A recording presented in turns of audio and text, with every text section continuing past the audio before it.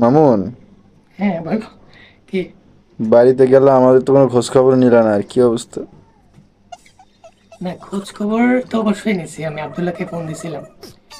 তবে একটা জিনিস নিয়ে আমি অনেক একটু বিষণ্ণ। বিষণ্ণ বলতে আমার মন খারাপ, কারণ আমার ওই যে কোন ইউনিভার্সিটিতে আসছে তো, হুম। এখন চলে যেতে হবে। কি বলো? হ্যাঁ, আজকে যে আসার পর হচ্ছে আমি একেবারে ভাবতেছিলাম যে মানে তোমরা, আমি আমার লাইফে ঠিক আছে আমার অনেক মানুষ ছিল,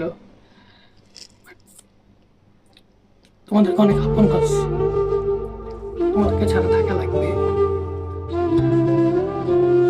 সত্যি কষ্ট হবে। আমি জানি লাইফের পরিক্রমা এটা যে এক এক সময় এটা করতে হয়, তোমাদের মতো আর পাই নাই, সত্যি মিস করি। থাক।